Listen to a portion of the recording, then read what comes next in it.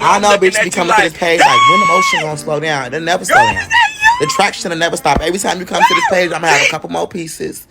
A mother refused a 5-year plea deal, chose to go to trial, and was ultimately sentenced to 20 years in prison. This is 29-year-old Kadesa Sayles, a Palm Beach County woman, and who officials believe is the mastermind behind a nationwide SIM swap scam. When people do the most, I do the analysis. Let's go. Imagine waking up one morning and realizing that your phone doesn't work, your bank account is empty, and someone across the country has become you. Well, that's exactly what the victims of Kadesa Sayles faced. So what on earth would make someone look at a 5-year plea deal and say, nah, I'll just take my chances with a jury trial, knowing full well that a mountain of evidence is against you? That's a serious question, because today's case ends with a 20-year prison sentence, a decision that changed everything. Kadesa Sayles is a young woman, a mother of 6, who led a double life in the state of Florida, and she thought she could outsmart the system. Well, I don't know who pumped her head full of confidence, but she made what might be considered one of the worst decisions of her life. And then this happened. The case took place in Florida. The defendant is Kadesa Sayles, a mother of 6. She was charged with impersonating a telecommunications company employee and carrying out SIM swap fraud, facing 18 felony fraud counts. During the pretrial phase, prosecutors offered a clear deal: plead guilty in exchange for a 5-year sentence. She refused. She chose to go to trial. She believed she could win. In court, the evidence was presented piece by piece. The fraud methods, money trails, and victim testimony all worked against her. At the same time, her social media activity was repeatedly referenced. High spending, lifestyle posts, and luxury purchases stood in sharp contrast to the losses suffered by the victims. I know bitches be coming to this page like, when the motion gonna slow down? It'll never slow down. The traction will never stop. Every time you come to this page, I'm gonna have a couple more pieces. I'm gonna be a little bit prettier. I might lose a couple pounds. The jury ultimately found her guilty on all counts. The judge then announced the sentence: 20 years in prison. Most notably, her boyfriend was involved in a similar case, accepted a plea deal, and was sentenced to about 1 year. Kadesa Sayles is a 29-year-old mother of 6. She goes by the name of Killer K on social media. She lived a lavish lifestyle that included a big house, foreign vehicles, and wore designer brands like Gucci and Prada and Chanel, which she flaunted very proudly on social media. That's the curated lifestyle that Kadesa wanted us to see online. But let's talk about who Kadesa Sayles is, or should I say was, offline. I'll let CBS 12 News' Jamilka Gibson tell you about it. Let's listen in. A Palm Beach County woman faces felony charges tonight, accused of orchestrating a fraud scheme and exploiting more than 50 victims across the country. CBS 12's Jamilka Gibson joins us live from the Palm Beach Police Department with the latest on the suspect. Jamilka? Liz, this isn't this woman's first run-in with the law. Back in 2023, officials say she was doing something similar in Virginia. Take a good look. This is 29-year-old Kadesa Sayles, a Palm Beach County woman, and who officials believe is the mastermind behind a nationwide SIM swap scam. Now hold up. This isn't Kadesa's first rodeo, so we can't argue that this was a momentary lapse in judgment. This was a business. Back in December of 2015, Kadesa was employed by a company named LabCorp. She was hired to draw blood and enter the patient's information into a company database.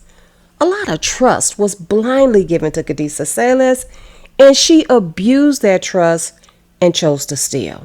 Oh, she didn't steal money, well, at least not directly she didn't, but with access to the patient's name and address, social security number, credit card numbers, and almost every form of PII you can think of, Kadesa stole their identity. She used their identity to fund a lavish lifestyle. That is, until she got caught.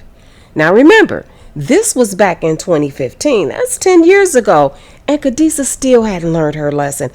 I believe this is what set her wheels in motion, and that's when Kadesa decided to live a life of crime.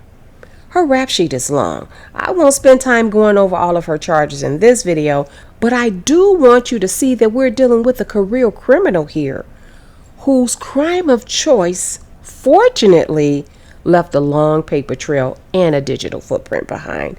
Kadesa didn't operate alone, but she was the ringleader of what's called a SIM swap scheme. It's also known as phone hijacking. The mastermind behind a nationwide SIM swap scam. She is accused of hijacking the phone numbers of more than 50 people across the U.S., stealing personal information, and making unauthorized financial transactions. They're basically stealing your privacy and your identity and your money without ever having to step into your home to do it. But how exactly does it work? Tech expert Craig Agranoff says it could start with something as simple as a phone call. A call or a text from someone pretending to be your phone carrier. So let's just say you had AT&T. They trick you into sharing a code that they get sent to your phone. That code will allow them to port your number to a new SIM card that they do control. And what happens next is out of your control. Once they hijack your number, they can bypass two-factor authentication, reset your password, and drain your bank accounts or crypto wallets within minutes. That's exactly what officials say Sayles did to a Palm Beach man, robbing him of nearly $200,000. So Kadesa would contact the cell phone carriers and impersonate her victims, whose identity she had already stolen over the phone. She then convinced the companies to transfer the victim's phone number to a SIM card under her control. And once she had their phone number, she had everything. She had their two-factor authentication codes, she received the bank alerts, and she received the email instructions for changing the password. In essence, the victims were locked out of their own digital lives, while Kadessa Sayles walked straight into their financial accounts. And let's be very clear about who she targeted. Kadessa Sayles strategically went after some of the most vulnerable victims that she could find, and that's the elderly. More than 50 victims across the United States. One of the most disturbing cases involved a 75-year-old man from whom Kadessa attempted to wire over $220,000. I say attempted because he was sharp enough to smell a rat, so he hung up and he called 911. By the time law enforcement searched the home of Kadessa Sayles in May 2025, this case was already solid. Inside her house, police found a notebook, and guess what the title of the notebook was? Work money. Yeah, work and a dollar sign. Not hidden, not even coded, and inside that notebook was the personal information of dozens of her victims, their names, all of their data, identifiers, everything needed to keep the operation running. They also found more than $15,000 in suspected stolen cash. Her operation was organized. It was documented, and thankfully, it was tracked. Despite the mountain of evidence against her, Sayles took the case to trial. Before trial, prosecutors offered Kadessa a 5-year plea deal. 5 years. With good time, she could have been home with her kids while they were still young. But she said no. And why? Well, we can't really say for sure. But historically, when defendants reject deals like this, it's usually because they believe that the state doesn't have enough evidence, a jury won't convict them, or the sentence won't be much more worse than that plea deal. And this time, every single one of those assumptions were wrong. There is speculation, though, that other factors may have come into play with the plea deal rejection. Let's listen in. Okay, so I'm going to respond to this comment right here. The state can offer you a plea, you can accept that plea, and the court can reject that plea. We don't know what happened in her case. She could have accepted the plea and the judge said, no, I believe that this plea is unfair. Therefore, she had to go to trial. I believe that's more like a probable outcome of what happened than her just rejecting the 5-year plea outright. What we do know is, after 3 days in a Palm Beach County courtroom, A jury found her guilty on 18 felony counts, and those charges included grand theft over $100,000, fraudulent use of personal identification, and unlawful possession of personal information. After the November guilty verdict, the judge handed down the sentence on December 17th, a week before the Christmas holiday. Kadessa Sayles was sentenced to 20 years in prison, and that's 4 times longer than the plea deal she rejected.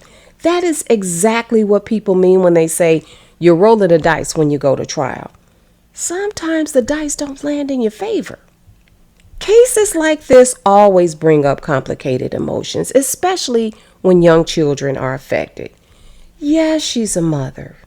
Yes, her children will feel this sentence too. But the court has to consider that there were dozens of victims whose lives were also affected. Their life savings were disrupted, as many of them were elderly people that Kadessa targeted. And most important to remember, this was a crime that required planning, persistence, and intent.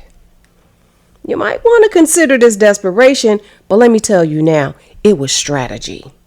And when she rejected the plea deal, she made a choice that the system is allowed to respond to. Instead of rejecting the plea deal, she should have responded with, "Say less." As always, thank you for watching, and please take a moment to thumbs up this video. Comment below letting me know what you think. Do you think 5 years was fair? Was rejecting the plea deal confidence, or was it arrogance? Meet me in the comments. We can continue the conversation there.